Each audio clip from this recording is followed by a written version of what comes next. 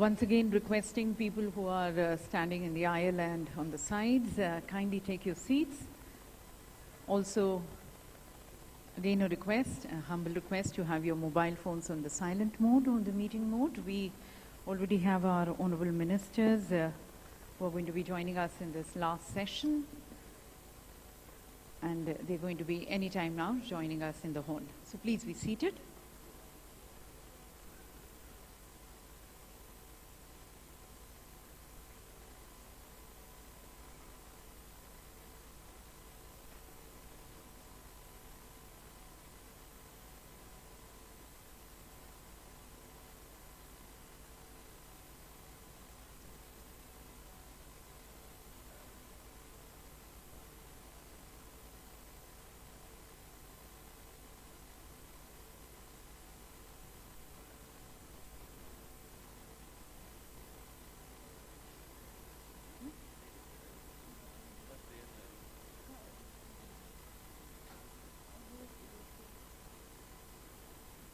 May I just request people who are standing very just near to the exit gate to kindly please make way for the people to move in. जो लोग entry gate पर हैं उनसे निवेदन है कि please आप जगह थोड़ी सी बना दें.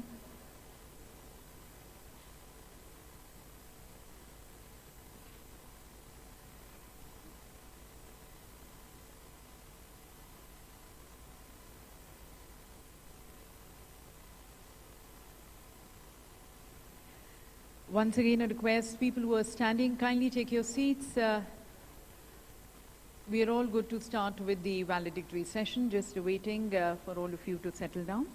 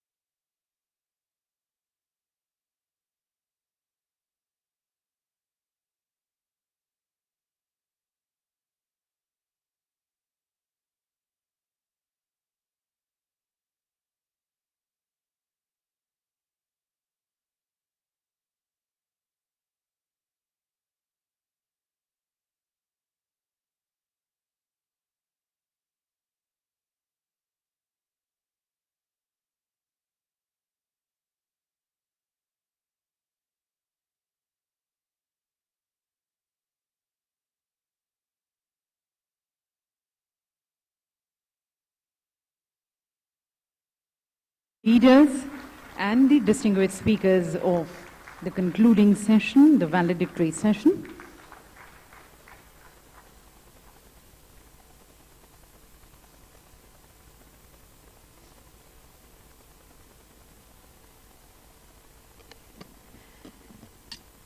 So ladies and gentlemen, as it has been deliberated, discussed and also voiced, India has arrived on the World Green Hydrogen Map. And it is just now that a little more push is required to keep up this momentum towards creating a more future-ready, cost-effective, self-reliant green hydrogen pathways for the country, which also stands in line with the world. And that is where we are extremely thankful to our key policy makers and decision takers for joining us in this last session to lead us in this way forward session.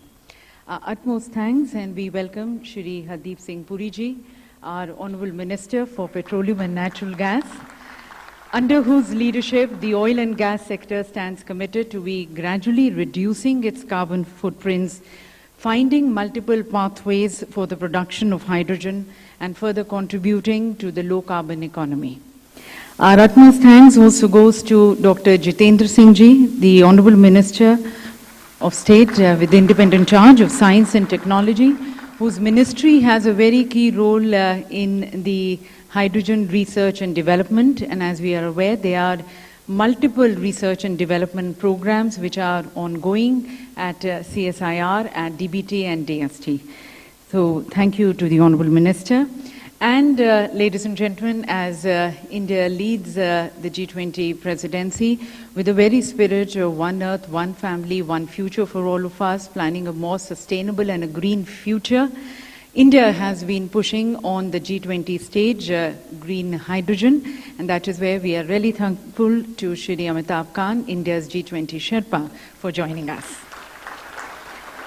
Thank you. And now I would like to request respected Secretary, Ministry of New and Renewable Energy, Shri Bhupinder Singh Bhallaji, for his welcome remarks for the session.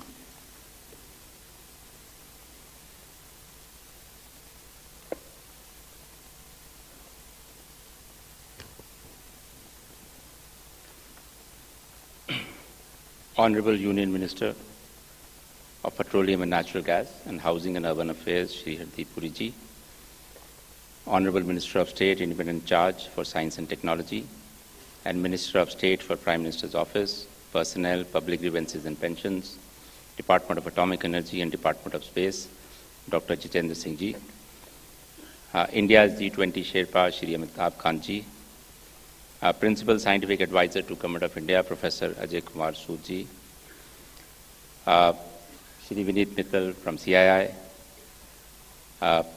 ambassadors, diplomats, delegates from different countries participating in this conference, secretaries and senior officers from various ministries of Government of India, additional chief secretaries, principal secretaries, and other senior officers from states and union territories, CMDs and CEOs from different public sector organizations, distinguished delegates from the industry, academia, other organizations, our friends from the media, ladies and gentlemen, good afternoon. This is the last session of the International Conference on Green Hydrogen, organized over the last 3 days jointly by Ministry of New and Renewable Energy, Ministry of Petroleum and Natural Gas, Council for Scientific and Industrial Research, and the Office of the Principal Scientific Advisor to the Government of India. So we've had active participation from all stakeholders in the green hydrogen ecosystem, whether it's Government of India, states and union territories, industry, research institutions, other organizations, and of course media. The extent of enthusiasm is reflected by over 2,700 registrations for the conference and featured events, where we had the opportunity to hear from over 135 speakers at 7 plenary sessions, 16 technical sessions, and 4 panel discussions. We also had a CEO's roundtable with the Honorable Minister for New and Renewable Energy, and 4 other closed-door discussions with some key countries, where we deliberated on the potential for collaborations for mutual benefit. Throughout the course of this conference, we have discussed the policy action by India towards development of green hydrogen ecosystem. We delved into the immense potential of green hydrogen and its transformative impact on our energy landscape. We explored its potential to decarbonize critical sectors, such as the chemical and fertilizer industry, and its versatility as a clean energy carrier in various other sectors of the economy. We also reflected on the impact of the National Green Hydrogen Mission in accelerating the development and deployment of green hydrogen technologies across various sectors. The mission is paving the way for research and development initiatives, pilot projects, and favorable policies that incentivize the production and adoption of green hydrogen. It is creating a fertile ground for collaboration among industry, academia, and the government agencies to foster innovation and drive sustainable growth. We've also had the opportunity to learn from the perspective of some nations, including Japan, USA, Australia, and regions including Europe and Africa, and from the International Energy Agency about green hydrogen. As we reach the end of this conference, we carry with us the inspiration and commitment to accelerate the adoption of green hydrogen. I hope this conference has not only provided the participants with a wealth of knowledge about this exciting new field, but has also sparked possibility of collaborations, partnerships, and innovative ideas. It is only through collective efforts and shared vision that we can accelerate the transition to a clean and green energy future. Together, we can chart a new course towards India, where green hydrogen plays a central role in the global energy mix. I would be failing in my duty here without briefly mentioning the key people who made this conference possible. First of all, we are really grateful to our Honorable Prime Minister who gave the first idea of organizing a conference on green hydrogen. I also extend my sincere thanks to the three honorable ministers of the three ministries that talked about, MNRE, Petroleum and Natural Gas, and DST, who have provided their leadership and unwavering guidance in the organization of the conference. I am grateful to Mr. Amitabh Kant, India's G20 Sherpa, who has constantly been motivating us, guiding us on taking green hydrogen forward in this country. I am grateful to Professor Ajay Sood, Principal Scientific Advisor to Government of India, and his office for the invaluable contributions in organizing this conference. Shri Pankaj Jain, Secretary, Ministry of Petroleum and Natural Gas, and Dr. Kala Silvi, DG CSIR, have also played a major role throughout the planning and execution of the conference. We all four were the overall organizing committee for this conference, and I think we continue to do that over the last 6 months or so.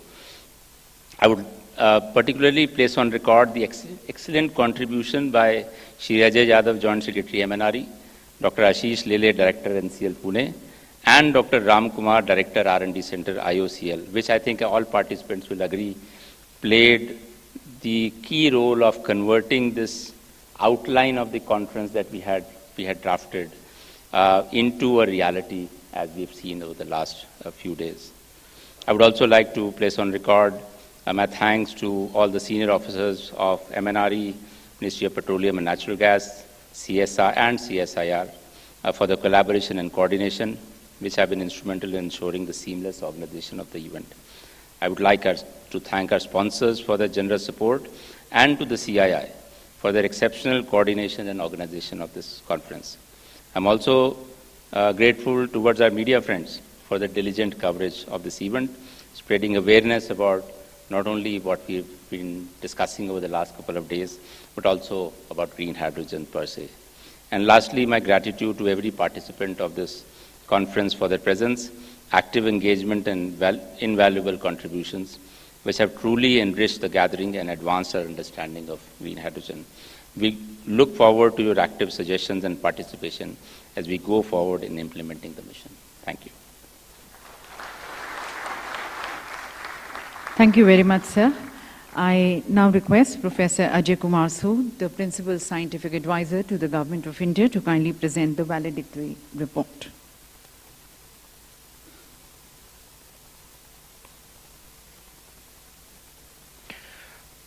Distinguished dignitaries on the dais, delegates, ladies and gentlemen, we are here at the closing ceremony of this exciting conference with participants from all the sectors, be it R&D fraternity, industry, startups, and financial sector. We all agree that we had wonderful time, exciting intellectually as well as socially in the last 2.5 days. And it is not very easy to sum up such a vast conference which has such participants from all the continents and many topics discussed. So what I will attempt to do is not a report on what happened, but just a snapshots of few ideas which stick in our mind and we take them back. So I just thought we'll capture few points just for us to think over when we go back. So we all agree that the main message of this conference is that green hydrogen is here to stay, better buckle up. If you don't do that, you will be left behind, and in this clean energy transition, there will be no coming back. You will only be then following others. We need to catch up. we need to really be innovative, and that is the very clear message in the last 2.5 days in all the talks which came from experts. And it was also brought out that many nations have come out with the green hydrogen action plans, including India, which did this announcement in January this year. And almost 16 nations have announced green hydrogen action plan. So many topics were discussed in this meeting. This is just a few of them. First, what is the definition of green hydrogen? I will just say a word or two on this. How to produce green hydrogen and its derivative, storage and transport issues, end use applications like in transport and industrial applications, what are the regulations, safety and legislation issues, supply chain issues, issues related to financial market, and what is the kind of premium that is being provided by different governments to make green hydrogen competitive as compared to other fuels, in particular grey hydrogen. And it was very clear from all the presentations and the discussion that government role is critical in initial years of the nascent market of green hydrogen. That came out very clearly in all the discussions. And international collaboration is a must. For example, in definition of green hydrogen, one way is to look at how much is the carbon emission. Different numbers have been floated, have been mentioned by different countries.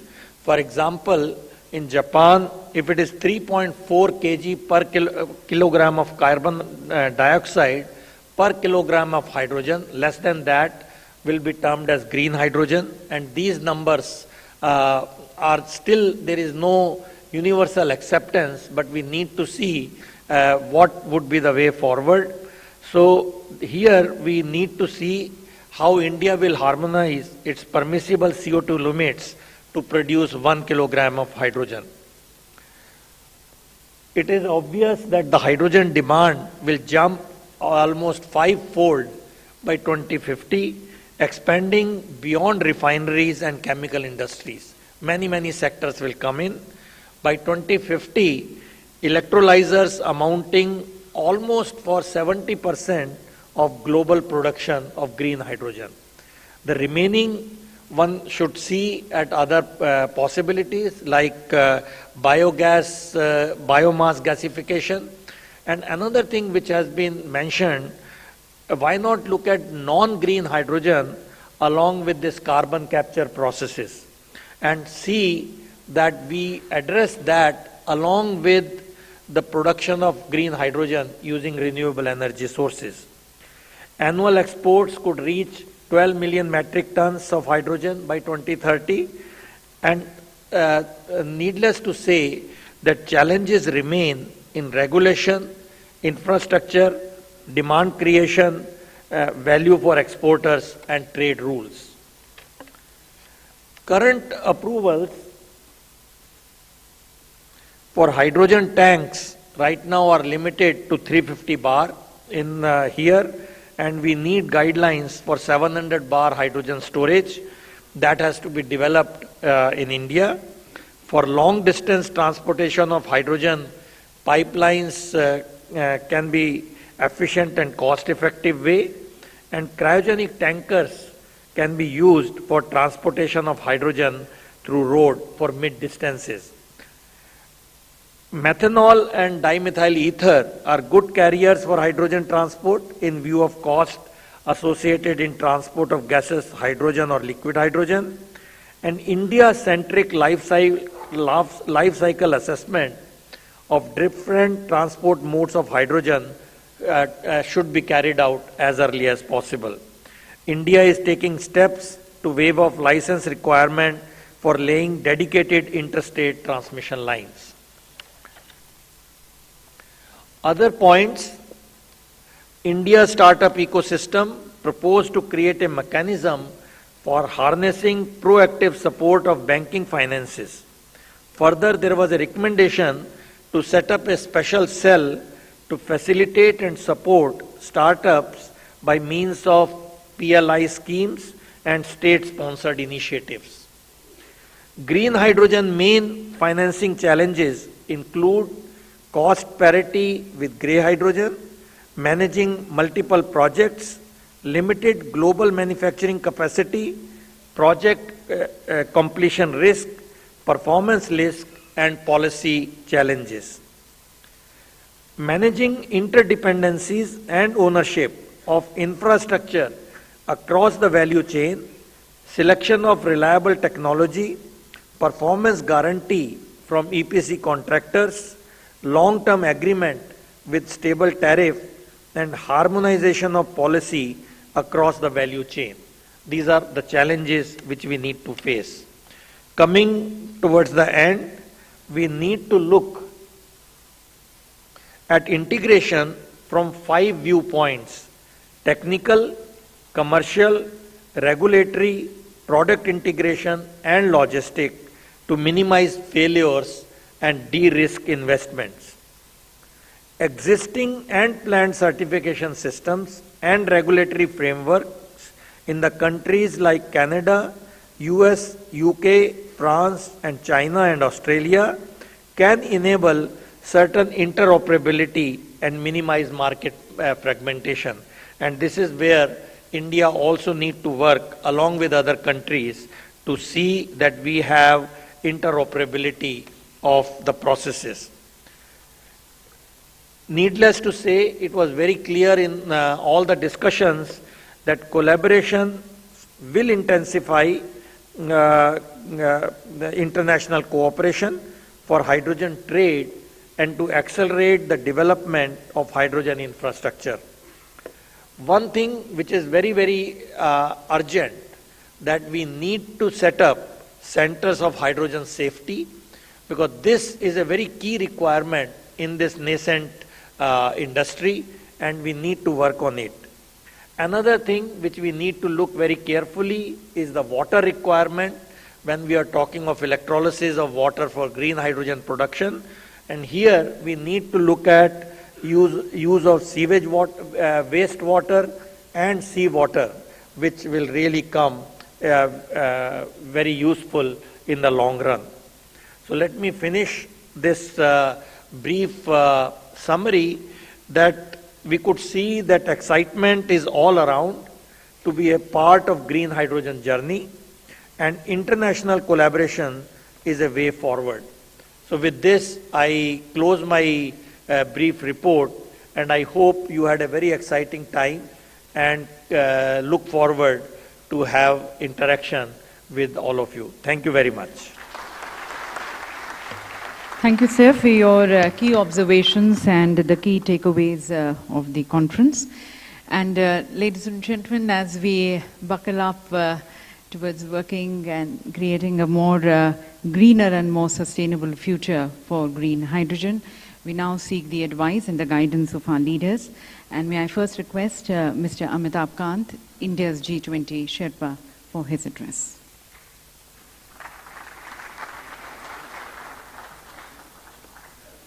Honorable Minister, Mr. Hardeep Puri, Honorable Minister, Mr. Jiten Singh, the Principal Scientific Advisor, my distinguished colleague, Mr. Bhalla, Mr. Mittal, distinguished guests, ladies and gentlemen.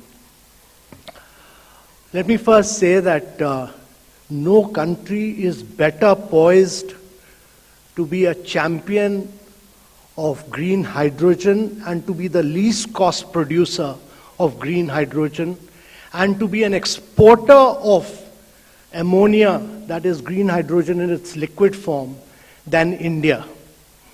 No other country in the world is more climatically blessed than India to be a champion, and no other country has better entrepreneurship in the field of green hydrogen than India has. And therefore, while India today imports about almost 200 billion worth of energy, all fossil fuel, it is possible for India to be an exporter of energy by 2047. Today, it's important that even if we do all our electricity through renewable energy, electricity is only 20% of energy.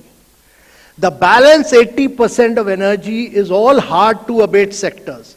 Refinery, steel, cement, fertilizer, long distance transport. This 80% of the energy cannot be through electricity. It requires green hydrogen. And therefore, many people will tell you, go for grey hydrogen, go for blue hydrogen. The world will tell us. They will, first of all, India should focus on only one thing, one and only one thing, and that is green hydrogen.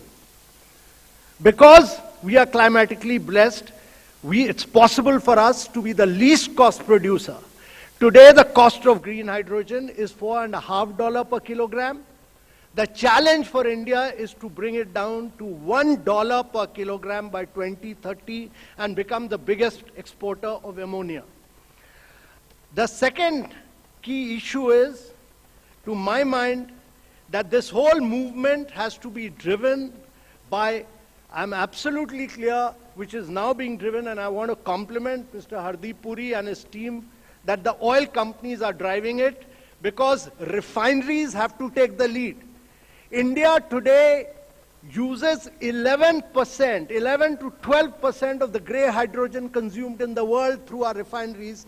And if this 12% is converted from grey to green, we will become a very big producer of green hydrogen. And therefore, I really want to compliment Mr. Puri that he's driving the refineries towards this. So, first and foremost, refinery.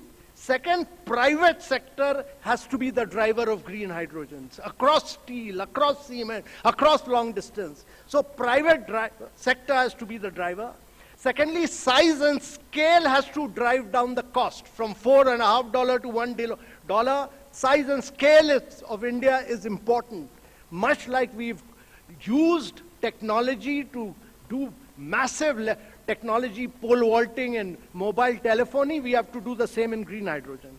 And thirdly, I think let us not look at it as only as a producer for India, but as an exporter. So India can be a very major exporter. And for that all to happen, I think it's important that we move away because my view is that the government has done its bit. Government has announced a 20,000 green hydrogen plant, 20,000 crore. It has done its bit. Now it is important for us to roll out schemes on ground quickly, announce winners of these schemes, number one.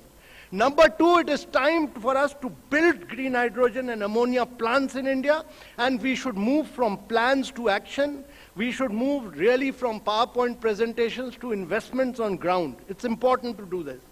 It's also important that we do lighthouse projects, about 100 megawatt plus should be built to build confidence, and much of that is being cracked by the refineries, as I said, so I really compliment them.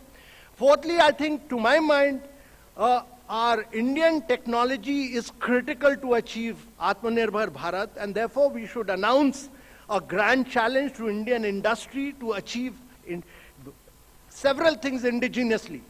I think we should go for a grand challenge and challenge the Indian industry. All these big players who want to get into green hydrogen, we should challenge them to produce the world's largest electrolyzer stack of 10 megawatt. We should challenge the Indian industry to produce the world's most efficient electrolyzer at megawatt scale. We should challenge the Indian industry to produce the most affordable hydrogen transport carrier, all liquid organic hydrogen carrier, and we should challenge the Indian industry to produce the world's most rugged fuel cells. And all this should come out of the green hydrogen mission through grand challenges, all grand challenges. And if we succeed in this, you will see that Indian industry will become the biggest success story. Also, it is time to really grab the export markets with government and industry joining hands. Now, European Union has an import target of 10 MMTPA imports. No other country will be able to fulfill it other than India, and therefore we should look at export market. The only other thing I would say is that several countries of the world will say go for blue, someone will say gray.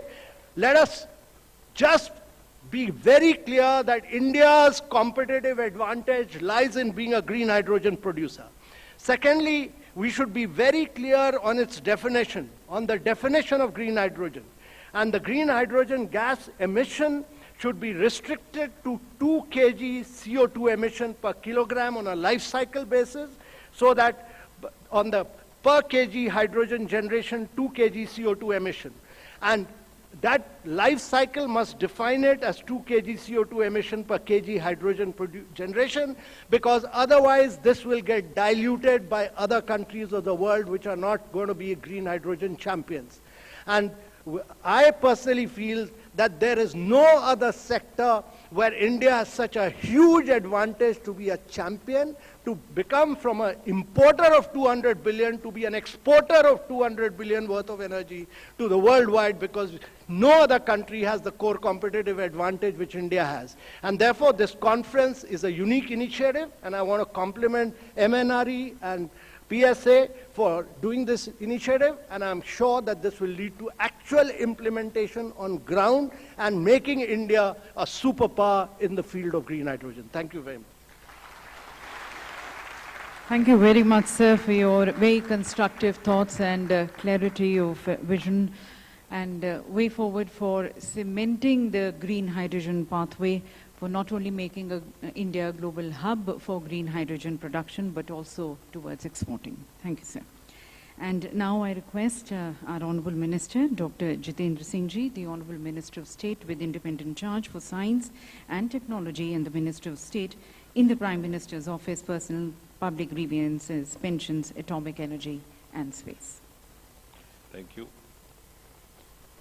Our very revered Honourable Minister for Petroleum, Shri Hardeep Singh Puri Ji, whose ministry has been making pioneering efforts in the direction of moving ahead in this green hydrogen mission.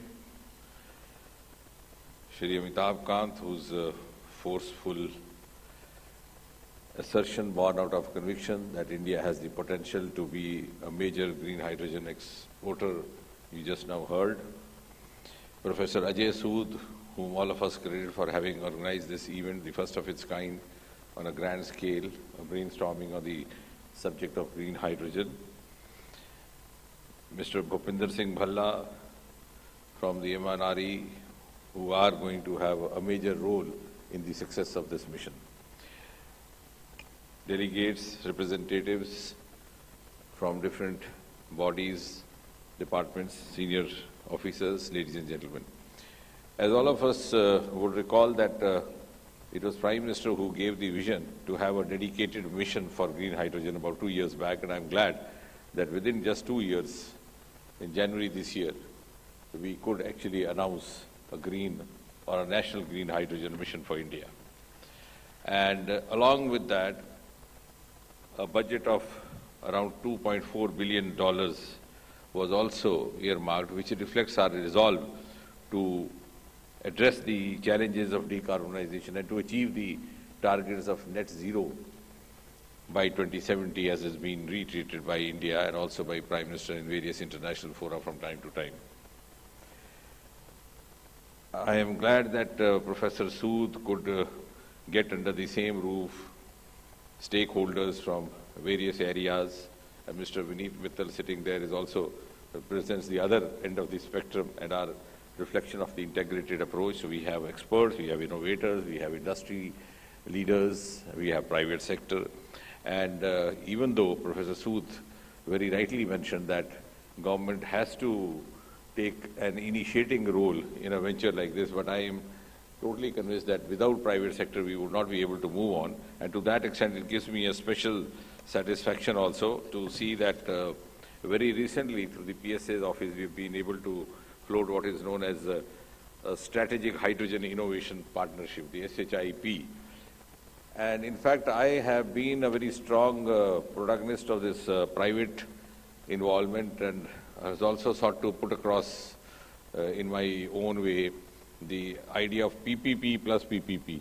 So we have public-private participation domestically engaging with public-private participation internationally, so that we could have the extended integration and combine all the resources put together, private and public within India, private and public outside India, and that could become a norm for future endeavors as well. I don't think I need to talk much about green hydrogen because I believe this is the valedictory session, and I'm sure you must have consumed enough of hydrogen over the last 2.5 days and now waiting for consuming some better stuff over the lunch. But nevertheless, this is a global concern, and also it gives, I think the impression has gone out that under Prime Minister Modi in the last 8-9 years, India is no longer seen as a country oblivious of the global concerns. Earlier on, when you went for an international conference or a fora, they didn't expect much from India as far as these climate concerns were concerned, as far as clean energy concerns were concerned. They thought maybe India was beset with its own set of problems, food scarcity, droughts, floods, etc., etc. We remain occupied. So it has actually given India a much wider global presence and a global existence and a global role. And I think to that extent, we ought to thank Prime Minister Modi that he's also awakened the nation about the various nuances of it, because we cannot ignore the fact that India happens to be the third largest emitter of the gas hydrogen emissions, and the repercussions are that on the one hand, economically 40% of our primary energy needs are through imports, and the import go to the extent of about $90 billion. And our demand is also on the increase by 2030, as is being projected to be 800 gigawatts. So I think both ways we are facing a challenge, and therefore the message is very simple: A, to increase non-fossil sources of energy, and B, to increase our energy output also at the same time, so that we are able to meet the requirement. Because you cannot halt, or you cannot hinder, or you cannot even slow down the energy requirement, because as India grows up the pedestal in the next 25 years and becomes a global competitor, our energy requirements are obviously going to increase, and how best to do that is our business. I mean, you cannot actually compromise on that. And therefore, we have also to live up to the Prime Minister's commitment in COP26, where he had committed to the rest of the world that by 2030, 50% of our energy needs would be met by the non-fossil sources. And very recently in the Panch Amrit, he mentioned about the 500 gigawatt energy non-fossil by 2030. Now, how best to achieve it broadly, I think the scientific brains sitting in this room would have deliberated on that, but from a layman's point of view, and a simple sentence is to how best to increase the green hydrogen and how best to reduce the emissions. I mean, that is as simple as that. Now, how do you go about doing that is something that has to be worked out by the experts in the field. But at the same time, India has some of its natural assets, which I have been going around saying even in the other fora, wherever there is a discussion on different subjects, which have not been hitherto very well explored or not utilized. Like the other day in the Aroma mission, I was talking, we have never explored our Himalayas, and the next value addition in our economy is going to be from the Himalayas, which is unexplored resource of aroma and aromatics, and the ocean, which we have 7,500 kilometer long coastal area. We have been mostly into the areas and the domains which were close or which were the preferred ones of the Western world, but we have some exclusive. So in the case of green hydrogen also, we are blessed with plenty of sunlight, plenty of sunshine, which may not be so in case of many other European countries. And our renewable energy costs are also one of the lowest in the world. And above that, as I said in a few moments, we have enough of land and water resources as well. So how best to make use of that? And while we talk of the lofty ideas like clean energy and climate concerns, which of course are also to an extent now become fashionable talking in all the fora, but of course have close to do with the human existence, the human well-being, I think otherwise, in the other aspect of it is that this hydrogen mission at one point in time will have the potential to create jobs in this country, also the job generation, because mostly we have linked jobs with a salaried government job. Thankfully, Prime Minister Modi helped us get out of that mindset with the startup movement. Now we are number 3 in the eco startup, and suddenly from 350 we've gone up to more than 1 lakh. So similarly, I think this is going to be another avenue of job generation, of global trade, and most of all, which is being reiterated time and again by Prime Minister Modi, Atmanirbharta. So if we have to be self-reliant on this, I think this is one domain where we can actually, as Amitabh was saying, could not only be an exclusive green hydrogen resource, but also exporters at one point of time. And the challenge ultimately would be how to make it affordable, accessible, and acceptable.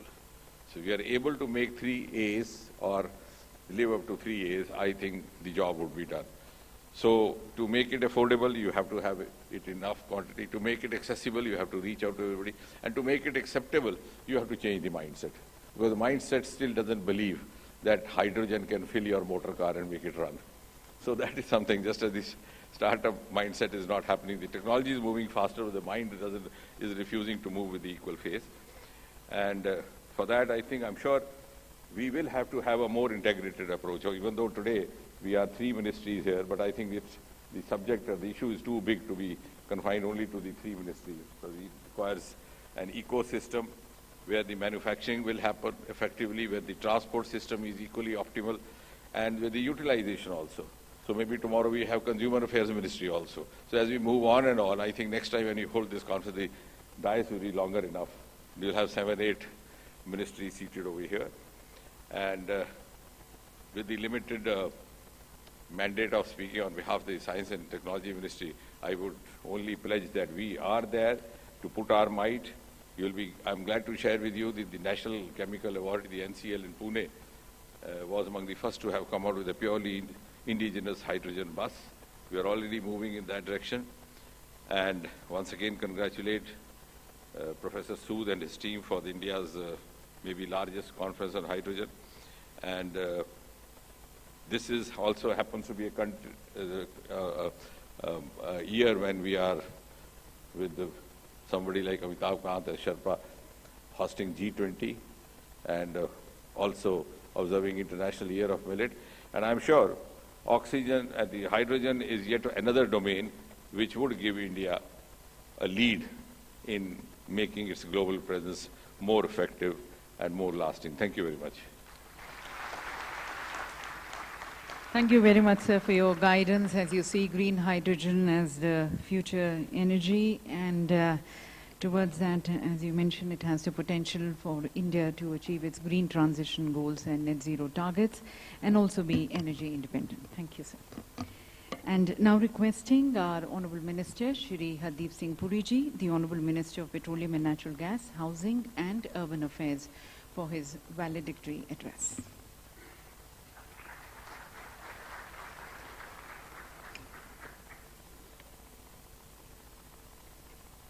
My colleague in the Council of Ministers, Dr. Jitendra Singh Ji,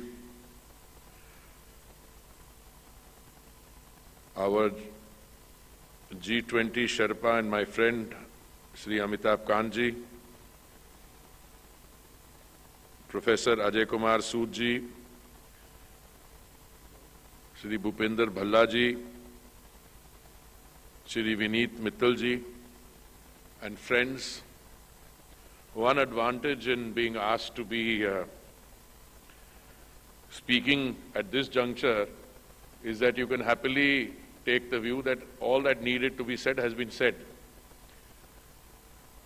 And I'm in the happy position of saying that I agree with whatever has been said. That makes my life even easier. But I suspect if I follow that course of action, then people like me will never be invited again to share our views. So let me say that I agree with whatever has been said, but let me try and give it a focus from my point of view. I think it was Amitabh, my friend, who said, and if I'm not quoting you correctly, please correct me, I think he's the one who said, green hydrogen is an idea whose time has come. And I totally agree with that as a starting point. There was a time after the Honorable Prime Minister's announcement from the ramparts of the Red Fort, when he was addressing the nation, when he said that we will take up green hydrogen in mission mode. There was a time, many months after that, when I had my friends in the private sector, in the startups, in the OMCs, all coming and whining and saying ki PM Saab ne bol diya, kuch ho nahi raha hai. No, some of these guys are professional whiners, but they're my friends, they also get things done. So I ignore the fact that they occasionally whine also. But they were right. But I think two decisions which were taken after that confirmed that what we are doing in green hydrogen in the country, and I'm not saying just now, but when these decisions were taken, were a clear demonstration of the fact that the government meant business, that the government realized what are the actions that needed to be taken, and the government's actions as displayed, one, in that I think it was a cabinet decision on 20,000 crores for manufacture, assistance to manufacture electrolyzers. Dr. Jitendra Singh said $2.4 billion. I got a bit worried. I thought there was another $2.4 billion which had gone. But it's the same 20,000 crores. And a cabinet decision which clearly showed that government was acutely conscious of the fact that the green hydrogen development would need a broader than one-point control. So I think 6 ministries were highlighted. So today if you talk about electricity, yes, whether electricity accounts for 17 or 20%, that's only 20%. But then there are others out there, steel, etc., and our refineries. So I think those 2 cabinet decisions made it clear that government was serious and has actually put in place an ecosystem for the development of green hydrogen. And when Dr. Jitendra Singh, the principal scientific advisor, Amitabh say that India, green hydrogen, the world map, it's a serious proposition. But I want to go a step further than this. Anyone who has even a nodding acquaintance with our energy requirements, the system that we have built up, and I don't claim to have too much of a knowledge, but I've completed 2 years in the Petroleum and Natural Gas Ministry today, and I'm beginning to understand what is happening. So anyone who realizes that we are dependent 85% for our crude oil imports, crude oil requirements on imports, knows how serious this green hydrogen issue is. And I don't know what the figures are, $200 billion of imports, etc. That depends on the international price of crude at any given point of time. But even if you go in the other direction, if you look at the gas requirements, they're also 50-55% we are ring. But something that we don't understand too often is that ours is not a figure which is at 85%. Our domestic consumption is shooting up. Global increase in energy consumption is, I think, global growth is 1%. Our growth is 3%, 3 times the global average. Now, what do? Out of the 100 million barrels of crude oil that is consumed every day, we are currently consuming, India alone, 5 million barrels of crude. This is likely to go up to 6, 6.5, 7 million barrels per day. Where is it going to come from? If it's going to come from imports, then, well, we are trying to ensure that our E&P goes up, etc., etc. But that's, make no mistake, fossil fuel world is a fast changing and ultimately declining thing, because your environmental concerns will consume that. So, which is the wave of the future? It is green energy. And now let me come back to a second point. I personally don't think that the government alone or the government mainly can do this. I think the emphasis which has been put on the private sector by the previous speakers is totally correct. Why do I say this? First and foremost, even when it comes to traditional energy, government is only in a position at best to provide an enabling ecosystem. Government doesn't get into the job of extracting oil or minerals, etc. You provide a system, then the OMCs take over or the private sector takes over. But why will green hydrogen succeed in India? And I say this with a great deal of confidence, a point which I should think could have been elaborated further, but I think the previous speakers wanted me to also have some space left where I could say something original. I think the reason green hydrogen will succeed in India is for the very simple reason, A, you have a lot of demand for energy. Number two, I'm not a student of science, but whatever I know and I'm learning, the gas does not lend itself to transportation with ease. So if you want to export, yes, green ammonia, and we are already, I am aware of contracts signed between Indian private sector companies and European entities in Germany, Unipar. I myself signed an MOU with the Singapore counterpart when they are going to use green ammonia exported from India for this establishment of a GE plant in Singapore. But green hydrogen will succeed in India because this is one of the few countries in the world which can easily take advantage of its demand for green hydrogen. It has the capacity to produce green hydrogen, and it has the capacity also in order to do storage and fulfill all the other requirements. Now, since this is a conference which has brought together 25 expert sessions, 1,500 people attending it, I don't want to say anything that may be misconstrued. I'm not saying it can't be done in other places. It can be done. But very few places in the world, countries, fulfill these prerequisites of large demand and consumption on an as-is, where-is basis. So if you have green hydrogen plants all along the coastline of India, where, large amounts of land acquisition, 3,000 acres, and you have water dropped from high altitudes, etc., to produce clean energy. All the requisites are there in India. The second requisite, I hope I am not again treading on this thing, that we have something called, we follow the example of where the potential lies. Just now, when we started, I was told, when I spoke to the US Energy Secretary, she was saying 1 for 1 for 1. But the cost is still, if it's high, no. But once the cost is coming down, and once the cost is within a little more telescope, and look, you have demonstrated, you means MNRE ministry more than anyone else, you have demonstrated that you can bring down the cost of a unit of solar energy drastically.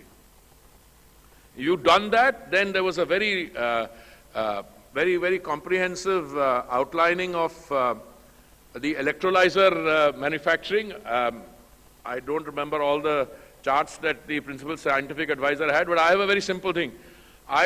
When I travel abroad often enough, I ask people, and I'm told just about any major electrolyzer manufacturer in the world, either through a tie-up or through direct participation in our manufacturing industry. If this is correct, I think then the electrolyzer industry realizes that there is potential here. I'm not saying the potential doesn't exist elsewhere, but tell me, why would anybody want to make green hydrogen in the thousands of kilometers away from the consumption site in a desert somewhere and then incur the additional cost of transporting that gas or the green ammonia? It doesn't make sense. So you need an export market to take off, you need the capital, and you're getting that capital coming in the form of global investors, but you need domestic production, domestic consumption, and the production will not take place unless there's a demand. I mean, I don't know of any business on this scale where anybody is going to put money in to produce something if he or she does not know where the offtake in terms of consumption is going to be. So I go around full circle and say, A, green hydrogen, whatever has been said here, I totally agree. Where I must submit with some hesitation, a little bit of a nuanced reservation, I think we are too conservative in our estimates on our targets. I'll tell you why. Because the steel industry hasn't even taken off yet. If we take off in the steel industry, or let's say any other industry, I'm just citing steel as a case in point. I remember when my friend sitting here, when we had the first discussion, one of them has 11 refineries. He knows who, the person sitting here knows whom I'm referring to. I said, "Kitni karoge?" He said, "2." So I hummed and hawed. मैंने कहा, "2 तो शुरू करवाओ." 2 हो गई हैं. I don't see any reason why he will not do another 2 or 3 out of his 11, or set up new refineries dealing with green hydrogen. And believe me, that is a takeoff point. You can call it bhedchal in our system, you can call it a herd mentality. But the point is, if you are so well endowed in terms of advantages, in terms of sunshine, in terms of land, in terms of a last cause, what do you need? You need water and you need an electrolyzer, okay? And if you have that demand, I agree with Amitabh, you'll take a $200 billion import bill. I'm not saying what are, I don't know, because sometimes the prices are high, sometimes. But if you have a $200 billion import bill, you can convert it into a $300 billion export advantage. So I want to turn around and say that we are in the happy position of not only seeing the potential ourselves, but I have some speaking notes, so let me see. I think this is also being recognized by our development partners elsewhere. And for instance, the European Investment Bank has formally, EIB, agreed to join the India Hydrogen Alliance and increase support for developing large-scale industry hub with a funding of 1 billion euros. I think this funding should be available to individual entrepreneurs to take advantage and join the green hydrogen ecosystem. Asian Development Bank has recently conveyed their intent to provide 20 to 25 billion over 5 years to aid India's aspirations for green growth. By the way, I completely agree also with the analysis. Don't go into multiples, gray, green, blue, etc. You know, you are well positioned to go for the big target. So go for green hydrogen. And, you know, somebody will say that, abhi to grid green nahi hai, to electric vehicles are the, look, that will sequentially come. What you need to do is to be clear that your ecosystem, you have that 20,000 crore there, you have other incentives in the system which will aid green hydrogen. World Bank has approved 1.5 billion in financing to support India's low carbon transition journey. So EIB, Asian Development Bank, World Bank. Now, what the states are doing is again very, very interesting. And both on the climate front, net zero overall target, and I see the OMCs already committing themselves to their net zero targets, not by 2070, by 2040, even 2035, I don't know, possibly.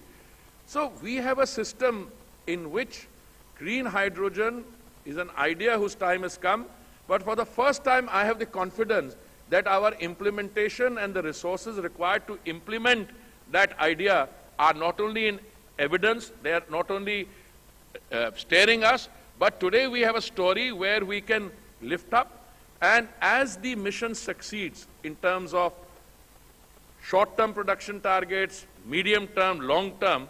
By the way, I take a review meeting every month, both with the private sector and the OMCs, and in that, what I'm discovering now, I'm getting requests even from the startup world to join those review meetings, because some of the exchange of ideas, sometimes somebody says, this is an impediment, it needed to be sorted out. By the time we meet the next month, I'm told the impediment has gone. So I want to thank the principal scientific advisor. I want to thank my friend Dr. Jitendra Singh. I want to thank the MNRE Ministry for having this conference.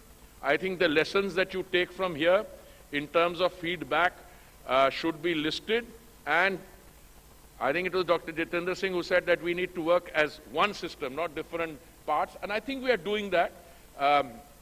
Even though sometimes individuals as human beings find it difficult to let go of the, what do you call it, the pride of authorship or the grandfathering of an idea.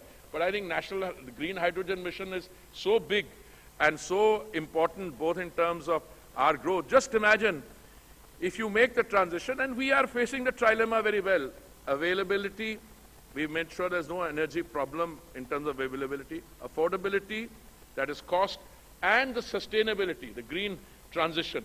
And I think the crux of the story, today we are doing 20% biofuel blending. We are in 1,000 petrol pumps we have made available. We're going for compressed biogas.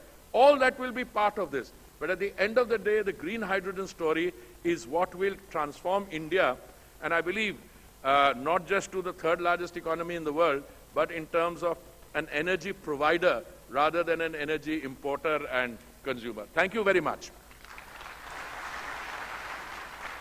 Thank you very much, sir, for your very inspiring address. And now may I request Shri Vineet Mittal, the Chairman, CII Hydrogen Mission, and the Co-Chair of the CII Renewable Energy Council, and Chairman Avada Group, to kindly propose a formal vote of thanks. Thank you, ma'am.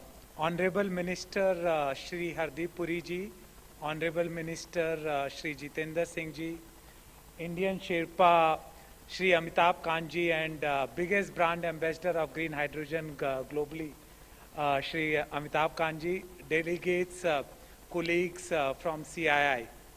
On behalf of CII, I would like to thank you for your presence today, and also over the last 2 days.